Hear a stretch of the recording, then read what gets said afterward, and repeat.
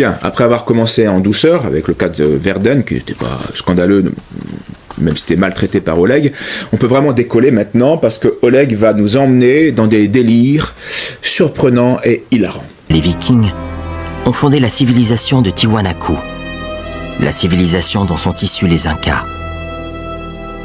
Les Vikings s'étaient bâtis tout un empire en Amérique du Sud, et le plus édifiant, c'est qu'ils exploitaient des mines d'or et d'argent au Pérou et au Brésil. Les fameuses cités d'or ont été créées par les Vikings.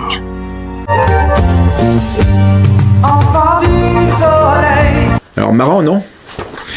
Mais pour l'instant, retenez bien ceci. Selon Oleg, les Incas sont une civilisation fondée par les Vikings. Et l'empire Inca était, on le sait, avant tout un empire guerrier qui, comme tout empire, soumettait les tribus conquises à des tribus versées sous forme de corvées. Cette société était fondée sur un système de castes et on ne pouvait que très difficilement et exceptionnellement changer de rang.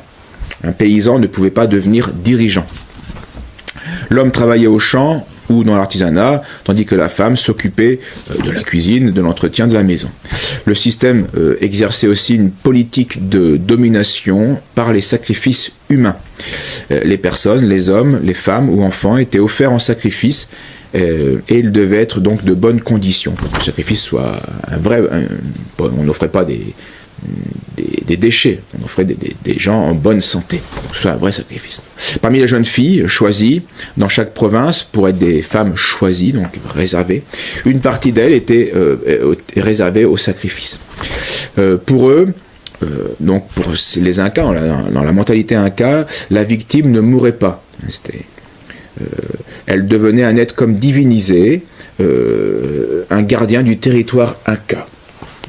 Donc avant la mise à mort, le sacrifié devait boire un alcool de maïs très fort, et dans de nombreux cas, eh bien, il était ensuite enterré vivant et ayant perdu conscience, il mourait d'hypothermie. C'était une manière de sacrifier. Alors maintenant qu'on sait tout cela, écoutez notre historien Oleg.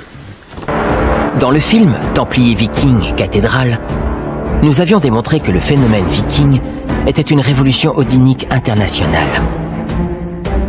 Une contre-attaque destinée à l'Empire chrétien qui asservissait les païens.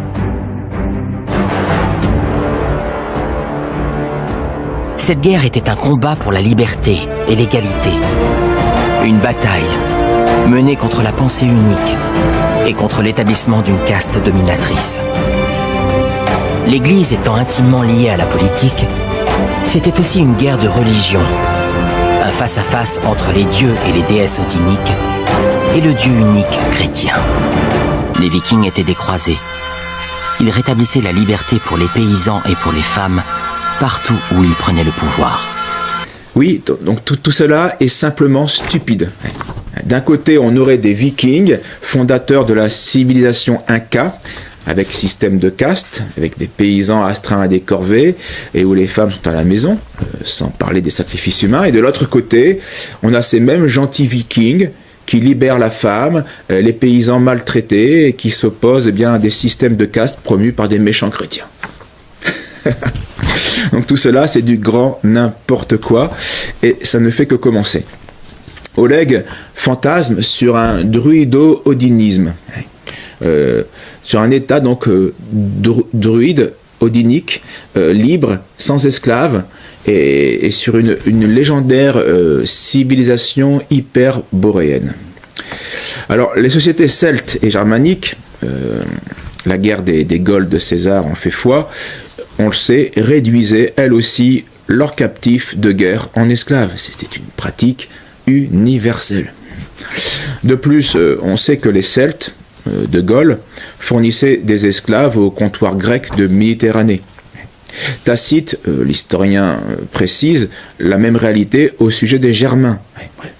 Ils employaient et ils vendaient des esclaves captifs de guerre. Un mot tout de même sur les Vikings. Finalement, les Danois vont abandonner Odin et Thor, et donc toute la mythologie païenne, pour se convertir librement, ce coup-ci, au christianisme, qui était leur rival pendant 2 siècles.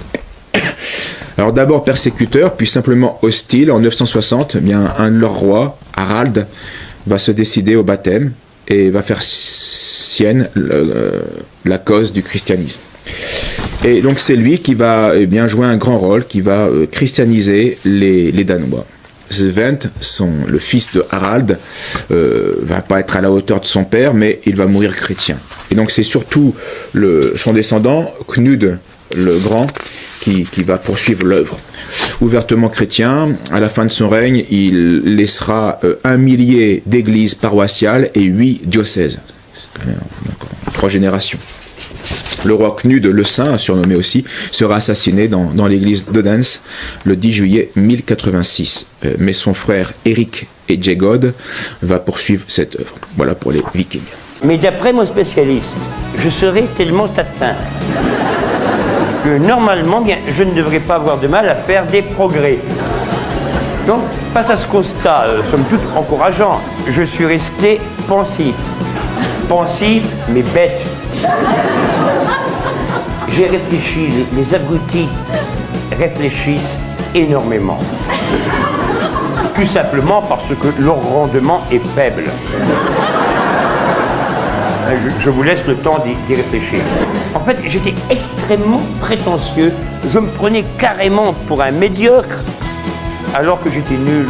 Maintenant, si intellectuellement je peux peu, bien je vis heureux dans l'éternelle et la perpétuelle béatitude de l'abruti. Alors lui, on l'aime pas, il se croit sorti tout droit de la crise de Jupiter. Avec son air austère, il se croit intéressant, il faut qu'il parle tout le temps. Il a des idées sur tout, il sait surtout nous bourrer fou. Oh, oh, oh, il a tout vu, tout lu, tout entendu. Il est tellement instruit que plus personne comprend ce qu'il a tout vu, tout lu, tout entendu. Il a même dit qu'il n'y avait pas plus modeste que lui. Personne ne peut le dépasser, surtout qu'il